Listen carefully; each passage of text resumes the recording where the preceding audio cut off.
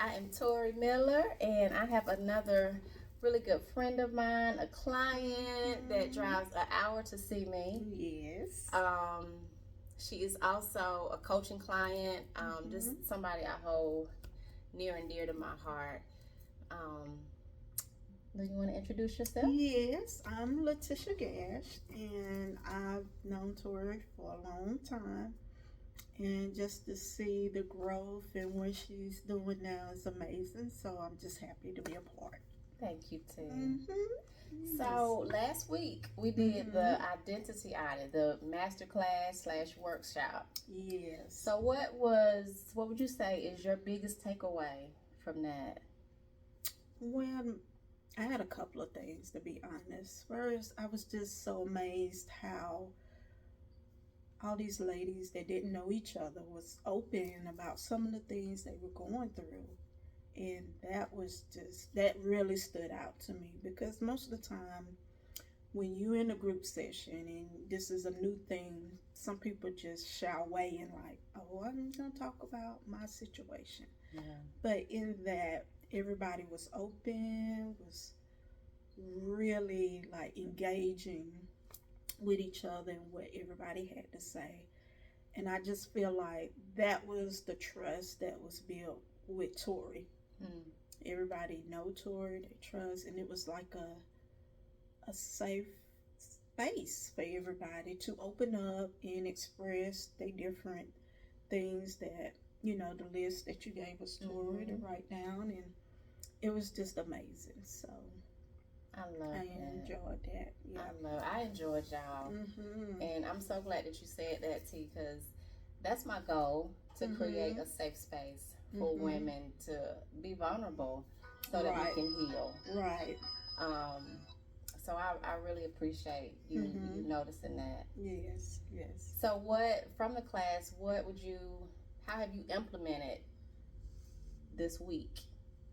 Well, one situation I had a talk with someone, and what I learned, the healing, when you get healed from certain things, it helps when you talk to other people. Because I had a conversation with this individual, and they was talking about how they went through some changes and how they look and envy certain things in other people.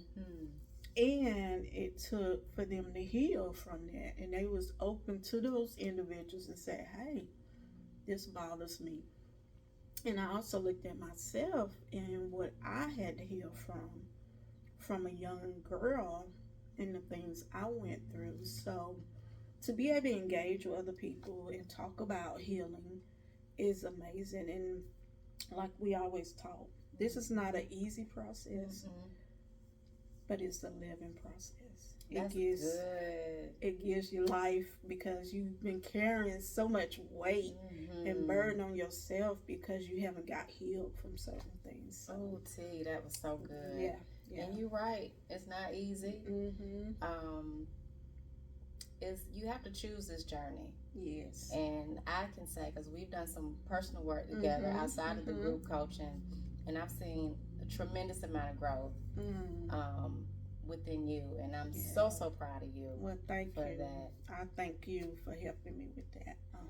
I thank you for your vulnerability, for being open to healing, and just to piggyback off what you were saying, and we've talked about this before, like, it's not, we can't reach everybody, right? But I can have access to you, to Tish, who's going to have access to family members, and that's how we heal our family. That's how we heal our lineage. So I love that your healing is helping other people heal. Yes. I love that. Yes. You are a living testament of this work. Yeah. So I'm extremely proud of you. Thank you. And then also, when you talk to us about your healing, that also helped. I mean, when you could be open about what you've been through, what you had to go through, and how you healed from certain things, that made it easier for us to open up as well. And I think that's important in this work. For me, to the one who holds the space or the container, to be transparent with y'all. Yes. I got on this journey healing. Mm-hmm. And I'm still healing, you know, like we talked about in the class. It's a journey, it's Right. not a destination. And so it is important for me to share. I mean, y'all help me. You know, it's a reciprocal thing, and Right. we talked about that with Yeah, the ghost identity. we did. So y'all helped me so much, and that's just what I love about just this journey, just personal and spiritual growth. Yes. It's not one-sided, or it shouldn't be. So I appreciate that. Oh, you're so welcome. So yes. what was there a particular role that when we did that one exercise or the visualization practice, was there one that you felt that you were ready to release? Well, yeah, because I'm gonna be honest, I kind of was like, it hit home, and I was just like, oh my gosh, that I look within myself and see me doing these roles, and I'm like, oh my gosh, that's me. And when that said that's me, that made me evaluate my role in my life and what I'm doing and how I do it and how it affects other people. So that was just amazing. And one of the roles of leadership was one. It's just in you. If you're a true leader, it's in you. No matter whether you got a title or you're getting paid for it, it's just that it's in you. And as a leader, you're going to want to help others. You're going to try to figure out things. And when you take that role, it plays a big part. And you have to protect your energy as well when being in leadership. And that's something I learned from you, Tori, when we talk.